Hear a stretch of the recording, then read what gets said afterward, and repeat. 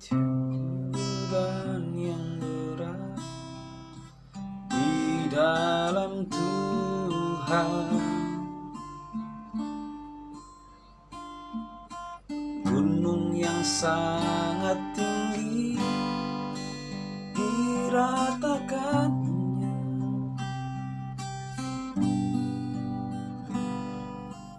badai topan yang besar diredakannya,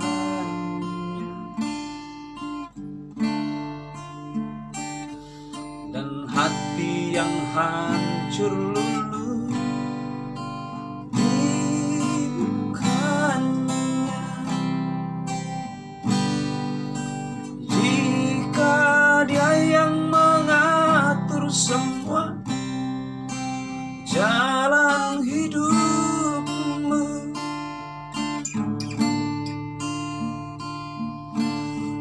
tahu Dia pun juga tuntun hidupmu. Jika Yesus mengatur semua jalan hidupmu,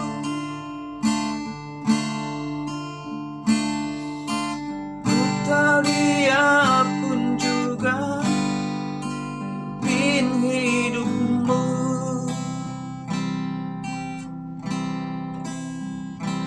Marilah yang letih, berbeban berat, Tuhan beri kelegaan.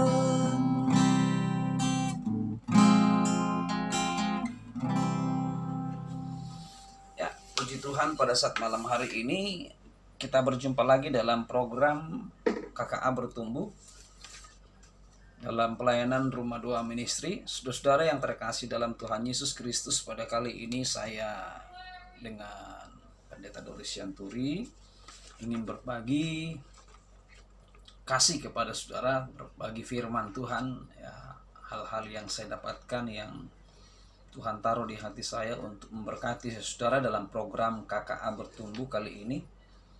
Ya, kali ini hari Kamis, ya, hari Kamis tanggal 7 September 2021. Ya. Saudara yang dikasihi Tuhan Yesus Kristus, pada kali ini saya ingin membagikan satu tema kecil kepada kita, yaitu iman yang konsisten. Ya. Jadi iman yang konsisten. Saudara, dari kata konsisten aja kita udah paham bahwa konsisten itu berbicara tentang sikap, ya, sikap tidak berubah, tetap pada pendirian, kira-kira begitu. Saudara, jadi iman itu adalah kalau kita berbicara tentang iman adalah dasar dari segala sesuatu yang kita harapkan dan bukti dari segala sesuatu yang tidak kita lihat. Itu kata dalam Ibrani dikatakan demikian, saudara, ya. Jadi iman itu adalah pengakuan kita, ya, dengan hati kita percaya, dengan mulut kita mengaku.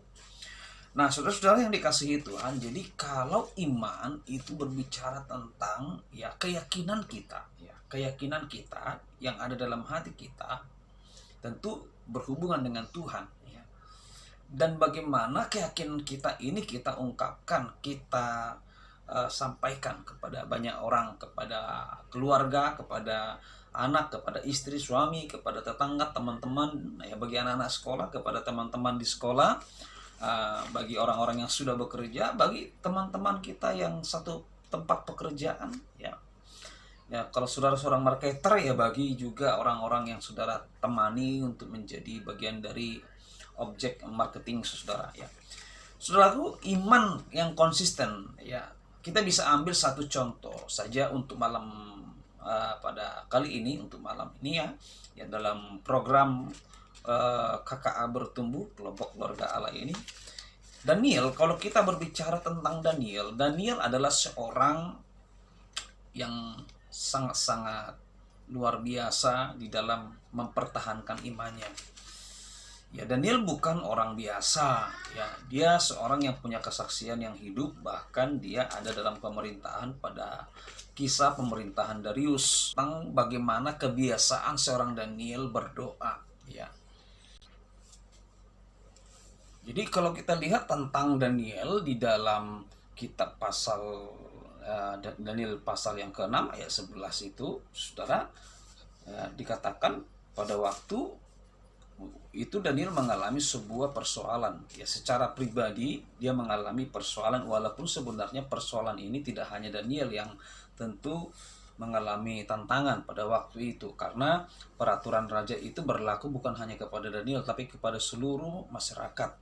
Ya, kalau kita baca dalam ayat yang ke-11, demi didengar Daniel bahwa surat perintah itu telah dibuat, pergilah ia ke rumahnya.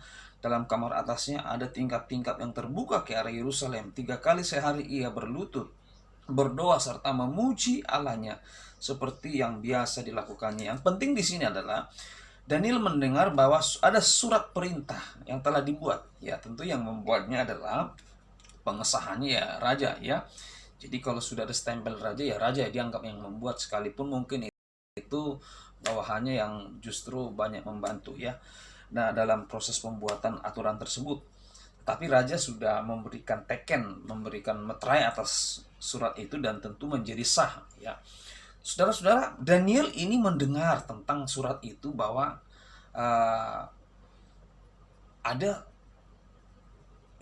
sebuah surat yang disampaikan kepada seluruh masyarakat pada waktu itu, supaya setiap orang tidak boleh menyembah yang lain kecuali menyembah kepada raja, saudara, ya. Jadi hanya kepada raja. Jadi raja itu seperti dianggap Tuhan. Nah, saudara-saudara, sementara kalau kita lihat Darius, ya, orang media menerima pemerintahan ketika ia berumur 62 tahun, ya. Jadi 62 tahun, ya. Jadi saudara, nah lalu berkenanlah Darius mengangkat 120 wakil-wakil raja atas kerajaannya. Mereka akan ditempatkan di seluruh kerajaan, ya. Membawahi mereka diangkat pula 3 pejabat tinggi, dan Daniel adalah salah satu dari ketiga orang itu. Ya, saudara-saudara yang dikasihi Tuhan, ketika Darius mendapatkan, ya, jabatannya, waktu itu dia berumur 62 tahun. Dan dia mengangkat 120 wakil-wakil tentu untuk membantu dia. Nah, 120 wakil-wakil ini untuk membantu, ya, untuk membantu Raja Darius ini. Ada juga dia angkat 3 orang pejabat tinggi yang mengatur, sehingga Darius tidak harus bertemu kepada 120 orang, tetapi dia hanya bertemu kepada 3. Nah, salah satu dari pejabat tinggi ini adalah Daniel, saudara. Nah, oleh karena raja melihat Daniel ini adalah seorang pribadi yang punya integritas yang baik, punya sesuatu yang berbeda, ya. Kalau kita melihat dalam kitab Daniel, Alkitab mencatat di dalam kitab Daniel, saudara, bahwa ayat yang keempat berkata, maka Daniel ini melebihi para pejabat tinggi dan para wakil raja itu. Jadi wakil raja ada 120 orang dan pejabat tingginya ada 3 orang, salah satunya Daniel. Dan Daniel ini melebihi dari semua itu. Nah, sehingga raja hendak, ya, menempatkannya atas seluruh kerajaannya. Jadi Daniel ini dikatakan dalam ayat yang keempat, ya, memiliki roh yang luar biasa. Nah, alasan karena roh yang luar biasa inilah membuat Daniel akan ditempatkan untuk seluruh kerajaan. Artinya, dia bukan lagi nanti sebagai pejabat tinggi, tapi dia akan menjadi seorang yang akan bertanggung jawab langsung kepada raja. Artinya, saudara, jadi dia bukan lagi levelnya pejabat tinggi. Tadi ada 3 orang pejabat tinggi. Dia naik 1 level dari pejabat tinggi itu. Ya, kalau dalam istilah kerajaan itu perdana menteri gitu, ya, saudara, ya. Jadi, ya, raja sebagai penguasa, tapi pelaksana semua kerajaan itu adalah perdana menteri gitu, ya. Nah, jadi si Daniel ini akan ditempatkan seperti itu, bukan lagi hanya sekedar pejabat tinggi, tapi menjadi seperti perdana menteri seperti itu. Nah, saudara, akhirnya membuat kecemburuan di tengah-tengah para pejabat tinggi yang tadi kita sebut ada 3 orang. Ya, salah satu Daniel, berarti temannya yang iri. Nah, sampai akhirnya mereka rekakan sesuatu aturan yang hendaknya bisa menjatuhkan Daniel. Karena kalau kita baca semua kitab Daniel ini, bahwa Daniel ini sangat-sangat luar biasa. Ya, kenapa dia luar biasa? Ya, dia konsisten dengan imannya, saudara. Nah, kenapa disebut Daniel memiliki iman yang konsisten? Karena dia memiliki roh yang luar biasa. Dia adalah orang yang bertuhan. Dalam Nats ayat 11 dikatakan pasal yang ke-6. Ya, ketika dia mendengar hal tersebut, dia langsung dikatakan dia berdoa menghadap Yerusalem, ya saudara ya. Dia berdoa berapa kali, saudara? Kalau saudara baca itu 3 kali. Ya, 3 kali dia berdoa, saudara ya. Ia berdoa 3 kali. Ya, dalam kamar atasnya, ya, di kamar atas dia 3 kali sehari berlutut, ya, memuji Tuhan seperti yang biasa dilakukannya. Artinya bukan sesuatu yang baru Daniel melakukan doa berlutut memuji Tuhan, ya, ketika turun perintah tentang surat larangan, ya, bahwa tidak boleh beribadah kepada Allah lain kecuali kalau bukan beribadah atau menyembah kepada kaisar, saudara. Saudara, ini menjadi sebuah catatan buat kita. Nah, iman yang konsisten. Daniel sebelum mendengar tentang ancaman ini, karena ancamannya, saudara, Alkitab mencatat ancamannya bahwa setiap orang yang tidak mau tunduk kepada aturan raja kaisar pada waktu itu, maka akan dimasukkan ke gua singa.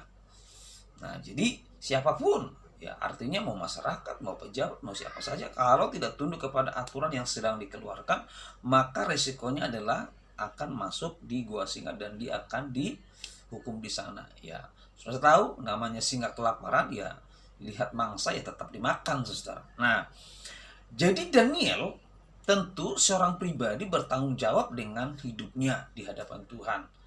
Dia sebagai seorang pejabat tinggi, ya. Jadi sikap-sikap Daniel ini yang harus kita contoh, saudara. Kalau disebut iman yang konsisten, berarti orang itu harus memiliki keyakinan yang kokoh tentang siapa Tuhannya, tentang siapa Allahnya. Di dalam segala kondisi, dia tetap mempertahankan itu. Itulah iman yang konsisten. Jadi bukti-bukti Daniel adalah memiliki iman yang konsisten adalah dia orang yang terbiasa berdoa, memuji Tuhan, berlutut. Nah, 3 hal ini saudara harus sering lakukan. Kita harus sering lakukan, berdoa, berlutut, memuji Tuhan. Nah, supaya iman kita menjadi iman yang konsisten, yang tidak berubah oleh karena keadaan, oleh karena situasi kondisi. Tadi lagu penghantar sebelum kita masuk dalam firman, ya, bahwa yang berletih lesu, yang berbeban berat, Tuhan beri kelegaan. Ya, datang hanya kepada Tuhan, saudara. Kita berdoa, berlutut, memuji Tuhan. Ada persoalan, lakukan ini. Ini saja, sesederhana ini kita melakukan ibadah kita kepada Tuhan. Tuhan akan kasih hikmat bagaimana kita akan keluar dari persoalan hidup kita. Jadi iman yang konsisten itu dimulai dari ibadah yang baik, saudara. Ya, berdoa, berlutut, memuji Tuhan, biasakan. Ya, saudara ingat tentang Saul yang pernah kerasukan setan dan Daud datang membawa kecapi dan memuji-muji Tuhan, memainkan kecapi. Maka Alkitab mencatat roh jahat yang ada pada Saul pergi. Jadi pujian itu mendatangkan hadirat Allah dan bisa mengusir setan, saudara. Ya. Jadi Daniel ini orang yang taat beribadah, saudara ya. Minimal 3, saudara. Berdoa, berlutut, ya, memuji Tuhan. Sering kita lakukan. Maka hikmat Tuhan, kuasa Tuhan pelan-pelan. Kehidupan kita sehari-hari akan lebih baik.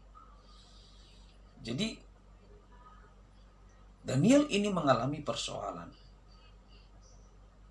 Ada persoalan, tidak ada persoalan, tetaplah dia sama. Mengapa saya katakan demikian? Ketika dia menjadi pejabat tinggi raja, dia sudah nyaman. Dia bagian dari pejabat tinggi, saudara. Fasilitas kerajaan dapat. Dalam kondisi nyaman, dalam kondisi tidak nyaman, Alkitab mencatat lagi-lagi ayat 11 pasal 6 itu, Daniel. Seperti yang biasa dilakukannya. Jadi Daniel dalam kondisi nyaman, tidak nyaman, tetap dia beribadah sama Tuhan. Dengan sikap yang sama. Kadang-kadang ini persoalan bagi orang Kristen. Ya. Kalau lagi ada berkat, senang. Ya, senyum. Tapi nggak ada berkat, waduh, cemberut, saudara. Nah, jadi ada yang sebaliknya. Kalau lagi ada berkat, waduh, lupa Tuhan. Tapi kalau tidak ada berkat, menjerit-jerit, oh Tuhan tolong. Nah, ini persoalan, saudara. Jadi kita belajar ini, saudara, ya, dari Daniel ini. Baik dia sebelum mengalami persoalan, baik dia sudah mengalami persoalan, bahkan baik dia dalam diambang kematian di mana dia harus masuk ke gua singa. Saudara-saudara, dalam ayat 20, ayat 21 itu tentang percakapan raja memanggil-manggil Daniel. Ini yang terakhir, saudara, ayat 20. Pagi-pagi sekali ketika fajar menyingsing, bangunlah raja dan pergi dengan buru-buru ke gua singa. Dan ketika ia sampai dekat gua itu, berserulah ia kepada Daniel dengan suara yang sayu. Berkatalah ia kepada Daniel, Daniel, hamba Allah yang hidup, Allahmu yang kau sembah dengan tekun, telah sanggupkah ia melepaskan engkau dari singa-singa itu? Saudara, ini adalah kecurigaan atau proses dari bagaimana seorang yang tidak mengenal Tuhan sedang mengalami proses. Kira-kira apakah Tuhan kita, Tuhannya Daniel itu bisa melindungi orang-orang yang dikasihinya? Apakah Tuhannya Daniel sampai Daniel rela mati dihukum hanya karena mempertahankan iman? Apakah itu sanggup menolong? Ini orang yang tidak percaya tentu akan seperti itu, saudara. Ketika di sekitar di mana saudara hidup, orang akan melihat kehidupan saudara. Tuhan tidak langsung turun tangan. Tuhan tunjukkan wajahnya, tunjukkan wujudnya di hadapan orang-orang berdosa. Saudara, ini peran serta orang percaya di tengah-tengah dunia. Orang akan melihat Tuhan di tengah-tengah kehidupan Daniel. Jadi, oleh karena iman, Daniel boleh selamat dari gua singa. Daniel menjawab apa, saudara? Lalu kata Daniel kepada, ayat 22, lalu kata Daniel kepada raja, ya raja, kekallah hidupmu. Allahku telah mengutus malaikatnya untuk mengatuk mulut-mulut singa itu. Mulut singa-singa itu, sehingga mereka tidak mengapa-ngapakan aku, karena ternyata aku tak bersalah di hadapannya, di hadapan Tuhan, tetapi juga terhadap Tuanku, ya Raja. Daniel ini orang yang punya etika yang sangat baik. Ya, saudara, orang Kristen ini salahnya. Ketika kita dibenci, kita balik juga benci. Ini salah. Itu bukan orang Kristen yang baik. Yesus mengajar kita, kasihilah musuhmu. Jadi secara yuridis, secara hukum, sebenarnya Daniel masuk gua singa itu karena persetujuan raja. Sebab ada meterai raja di sana. Sekalipun yang mereka rekakan itu mungkin bukan raja pada waktu itu, tapi orang yang bersaing di dalam jabatan tinggi raja pada waktu itu. Nah, tetapi karena itu sah dari raja, meterai dari raja, ya sudah. Secara hukum, maka sebenarnya raja adalah menjadi musuh bagi Daniel. Sebab apa? Karena Daniel dihukum. Bahkan Daniel berani berkata, aku tidak bersalah kepada Tuanku Raja, bahkan kepada Tuhan. Tetapi satu hal yang harus kita belajar, Daniel sanggup menghormati musuhnya. Saudara, ini musim pandemi, saudara. Ya, pro dan kontra muncul dalam vaksinasi. Ya. Ada banyak teori konspirasi yang mungkin membuat saudara bingung. Tetapi sepanjang hal ini, saudara uji dengan firman. Bukankah kita harus taat juga kepada pemerintah? Sekalipun pemerintah itu jahat. Tetapi tetaplah iman kita.